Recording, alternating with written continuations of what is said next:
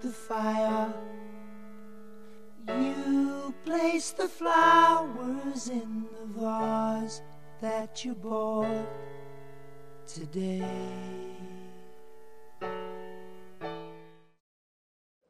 초등학교 4학년 때까지는 경기도 파주 광탄, 거기가 제 고향인데요. 거기서 학교를 다녔고, 이제 4학년 말에 은평으로 이사 와서 이제 대학까지 쭉, 뭐 한 가지 특이한 사항은 이제 제가 재수를 했다는 거. 그렇게 해서 대학을 갔고요. 이제 제가 대학 가던 시절이 우리 사회의 그 정치적 전환기였어요. 78학번이니까 이제 79년도에 박정희 대통령 이제 사망하고, 그 다음에 80년도에 광주항쟁 있었죠. 그러니까 군사 독재 정권의 말기 시대에 대학을 갔고, 그때 우리 대학생들 또 지식인들이 그 독재 정권 타도를 자기 소명으로, 시대적 소명으로 안고, 뭐 전부 운동권 따로 없이 그냥 다 민주화 투쟁에 나섰던 그런 시기에 저도 이제 운동권 학생이 됐고요. 지금도 대학생들이 농활이 있는데 그때는 공활도 있었어요. 공장 활동. 그래서 여름방학, 겨울방학에 이제 한 달씩 공장 생활을 체험하는데, 제가 80년도 말에 겨울방학에 공장 활동을 체험하러 공활을 갔다가 이제 거기서 그대로 이제 노동자가 돼서 25년간 노동운동을 하게 된 겁니다. 그렇게 해서 노동운동을 한 25년 했고요. 그리고 2004년도에 민주노동당 비례대표 1번으로 국회에 들어와서 지금 이제 정치인으로서 횟수로 지금 어떻게 되나요? 한 9년 됐네요. 그렇게 됐고, 그 과정에서 이제 뭐 짧은 기간이지만 많은 우여곡절이 있었어요. 그러니까 노동운동하다가 정치하면서 정치가 뭐고 또 어떻게 하는 거라고 가르쳐준 사람이 없었기 때문에 많은 시행착오를 거쳐서 이제 오늘에 이르렀죠. 보통 이제 진보정당에는 이제 사회운동 하다가 들어온, 또 시민운동 하다가 들어온 분들이 많이 있어서 이제 이런 그 시민운동, 사회운동과 또 정치가 어떻게 구별되는지 이 과정의 시행착오가 가장 많습니다. 그러니까 똑같이 사회를 변화시키고자 하는 실천인데, 정치는 권력을 다루는 분야잖아요. 권력을 잡아서 이 권력을 선용함으로써 사회를 바꾸고자 하는 게 정치라고 생각하고, 또 제가 오랜 세월 동안 노동운동 하면서 결국은 그 권력을 좋게 사용하는 것이 그 어떤 시민운동, 사회운동보다 우리 사회 변화에 더 결정적으로 중요한 역할을 할 수 있다 하는 그런 확신 속에서 제가 정치를 하게 됐죠. 그러니까 그럼 또 권력은 뭐냐? 우리 국민들이 나와 공동체를 위해서 쓰라고 위임한 시민권의 일부, 양도한 시민권의 일부들이 총 합쳐진 게 저는 권력이다. 그러니까 그 권력은 철저히 공익적 가치를 중심으로 우리 공동체가 잘 나갈 수 있는 방향으로 이게 사용이 돼야 되는데, 지금까지 우리 정치가 이제 그런 권력을 가지고 사익 추구에 다 활용해 왔기 때문에 오늘의 정치 불신, 정치 위기가 왔다고 생각을 해요. 그래서 개인적으로는 이제 뭐 짧다면 짧은 기간이고, 또 뭐 시행착오 기간이 길다면 길었던 그런 기간인데, 역시 그 진보정당의 가장 큰 한계는 권력을 잡아야 이걸 선용할 수 있는데, 말하자면 국민들 위한 정치를, 또 시민들을 위한 정치를 하기 위한 그 권력 의지, 이 권력을 시민들께 돌려드리고자 하는 그 강력한 권력 의지가 부족한 게 진보정당의 가장 큰 한계가 아니었나. 과거에 그 독재 타도로 시작한 이제 사회운동, 정치 운동 과정에서는 권력은 타도 대상이었거든요. 비판의 대상이고 그러다 보니 권력하고 일단 친하질 않아요. 정서적으로. 또 오랜 권위주의 시절에 그 피해의식이 크다 보니까 이제 권위주의에 대한 우리가 반대하고 또 그 우리가 필요한 권위를 만들어내는 것하고 사이에 상당한 혼란도 좀 있었던 것 같고요. 그래서 제가 그동안 시행착오를 거치면서 분명하게 또 또렷해진 저의 길은 정말 정치를 통해서 우리 사회를 바꾸는데 기여하고자 한다면 그 사적 권력욕이 아니고 공적인 권력 의지를 확고히 해야 되고, 그런 공적인 권력 의지를 실현해 나갈 수 있는 그런 열정과 또 헌신과 책임을 갖춘 정치인이 돼야 된다. 그런 각오를 갖고 또 올해 출사표를 냈습니다. 그 뭐 덕양 지역은 우선 주민들께서 일산에 대한 뭐 이렇게 피해의식 같은 게 있어요. 그래서 뭐 저기 바깥에서 화정동 가자 그러면 화정 가냐 그러고, 또 고양시 이야기하면 일산 가냐 그러고, 덕양 아는 사람들이 별로 없다. 굉장히 그 섭섭해하세요. 그만큼 좀 뭐 일산 지역의 개발에 비해서 이게 낙후돼 있다. 이런 데 대한 문제인식이 크니까 사실은 지역 현안 문제를 가지고 접근하는 데 있어서도 조금 애로사항이 있죠. 뭔가를 좀 개발하고 가시적으로 뭘 좀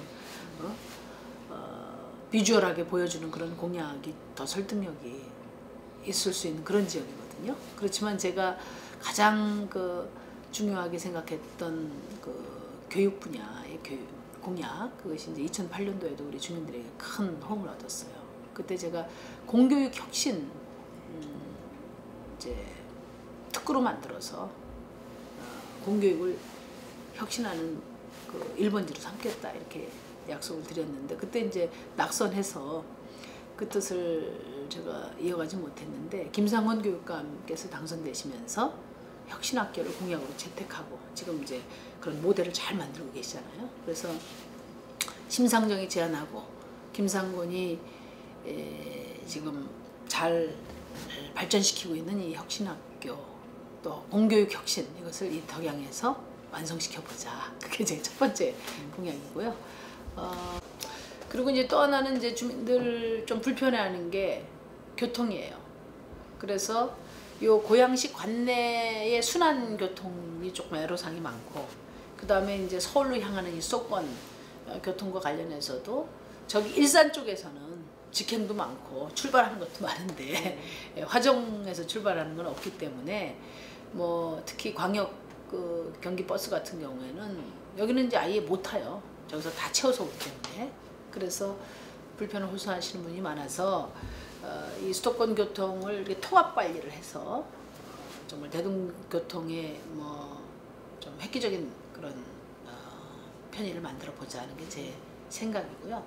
우선 철도를 다양하게 연결하면 그게 이 교통 문제 해결에 큰 도움이 될 것 같아요. 그래서 지금 대곡 소사선을 원당까지 이렇게 연결하고, 지금 교회선 중단돼 있잖아요. 그것을 다시 재가동하고, 그 다음에 저 벽제 지역에 고양 관산동 쪽까지 전철을 좀 연결하고, 그렇게 하면 당장 급한 교통은 좀 많이 해결되지 않겠나 그런 생각이 들고요. 그 다음에 요 화정이나 덕양에서 출발하는 그 광역버스 노선을 적극적으로 유치를 할 생각입니다. 그래서 일산 쪽에서 타는 버스는 여기 경유하지 않고 바로 뭐 직선으로 가면 되고요. 대신에 여기서 출발하는 노선을 만들어서, 그래도 아마 뭐 굉장히 수요가 높을 거예요. 꽉 채워갈 수 있을 거라고 저는 그렇게 봅니다. 그 다음에 또 요 화정동에 있는 요 앞에 있는 그 버스 터미널을 지금 옮긴다고 하잖아요.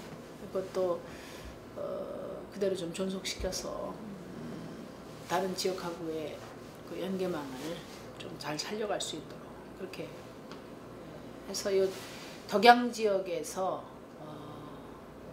어디든 이렇게 빠르게 갈 수 있던 수도권 교통망 그리고 순환 교통망을 잘 갖추고 그 다음에 아까 말씀드린 것처럼 교육 1번지로 애들 교육시키러 찾아오는 그런 지역으로 만들겠다 그런 각오를 갖고 있습니다. 공천혁명 하겠다고 물갈이 하겠다고 제가 이제 쭉 자료를 찾아봤어요. 그랬더니 지금 실패한 이 18대 국회 물갈이율이 얼마인가 보니까 한 45% 넘어요. 제가 있었던 17대 국회는 62몇 퍼센트, 63% 돼요.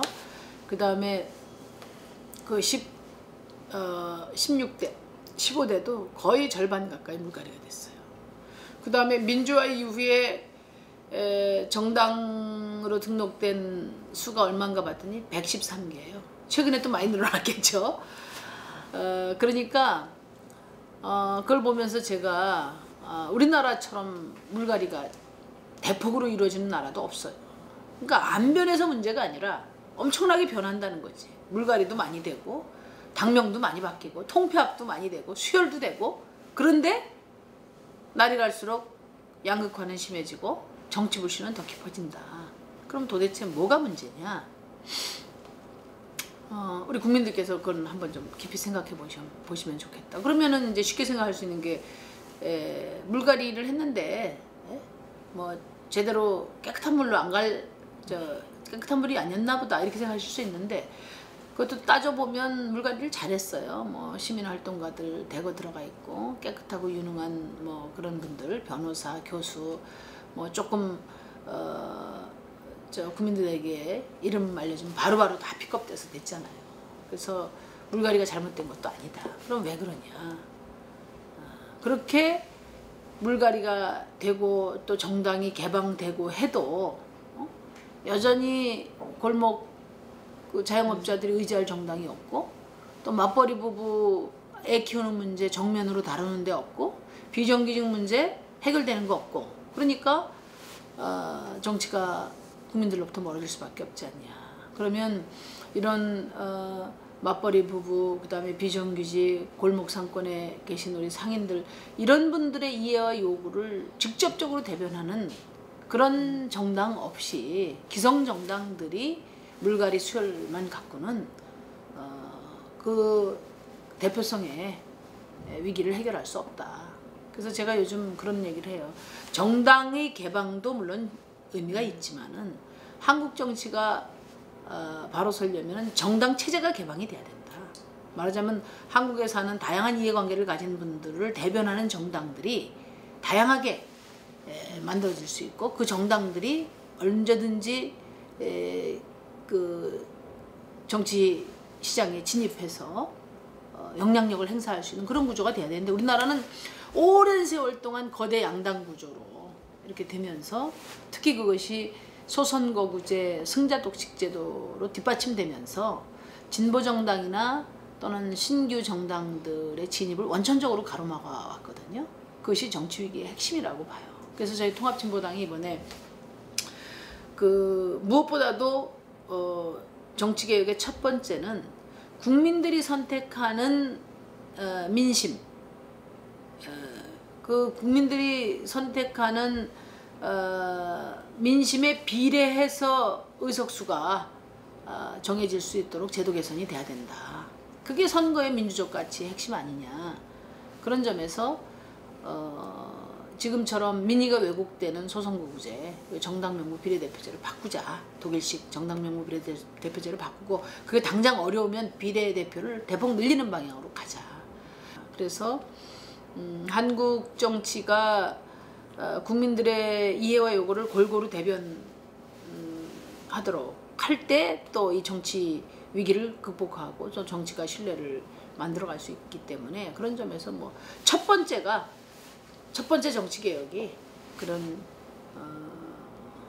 대표성의 위기를 극복하는 것이고 비례대표를 늘리는 것이고 그렇게 해서 진보정당이 우리 사회에서 영향력을 갖고 또 서민들을 대변할 수 있는 힘을 갖출 때 또 새로운 희망의 대한민국도 만들 수 있다. 그렇게 저는 생각합니다.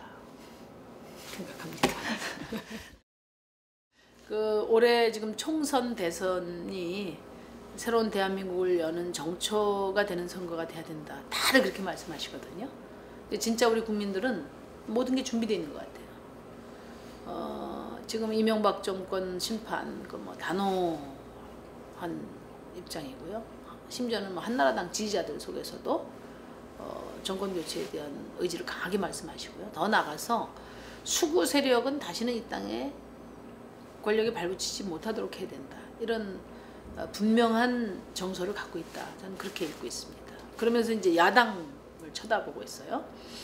네, 야당들이 정권 교체도 중요하지만 국민들의 관심사는 정권 교체는 당연한 것이고 교체해서 정말 과감한 민생개혁을 어디까지 어떻게 할 거냐, 또 더 나아가서 대한민국의 미래를 어느 방향으로 어떻게 안내할 거냐, 이에 대한 분명한 비전과 의지를 좀 확인하고 싶어 하신다고 봅니다. 야권연대는 무슨 진보당을 위해서 필요한 것이 아니고 국민들에게 정권교체의 확신을 주고 또 새로운 대한민국에 대한 믿음을 주기 위해서 필요한 것이고 그래서 민주당이 행여 야권연대를 소홀히 하거나 피해갈 수 있다는 그런 생각을 한다면 그 후과가 매우 클 것이다. 그런 점을 다시 한번 말씀드리고요. 저희가 최선의 노력을 다해서 국민들이 안심하실 수 있도록 최대한 야권연대를 이뤄내겠습니다. 사랑하는 덕양구 주민 여러분, 올해 복 많이 받으시고요. 그 복 조금 떼서 저한테도 좀 나눠주십시오. 이번엔 꼭 국회로 보내주세요. 그리고 지금 이 극단적인 양극화 이거 해결하려면은 선명한 진보 야당이 반드시 필요합니다. 저희 통합진보당 이번에 꼭 교섭단체 만들어주세요. 2표 찍는 거 아시죠? 한 표는 심상정, 한 표는 통합진보당. 기호는 대체로 4번으로 예상됩니다. 무엇보다도 중요한 것은 이제 투표를 실제 하시는 게 중요할 것 같아요. 지난번 2008년도에 제가 떨어질 때 투표율이 45%였어요. 절반 이상이 표를 안 찍었어요. 당선돼도 찝찝할 것 같아요. 꼭 좀 투표에 참여해 주시고요. 두 번째는 2표 정당 투표 그리고 후보 찍는데 정당 투표, 통합진보당, 선명진보야당 그리고 과감한 민생개혁을 위한 정당 꼭 좀 이번에 선택해 주십시오. 그러면 저희가 민생개혁의 대박으로 이렇게 답을 해드리겠습니다.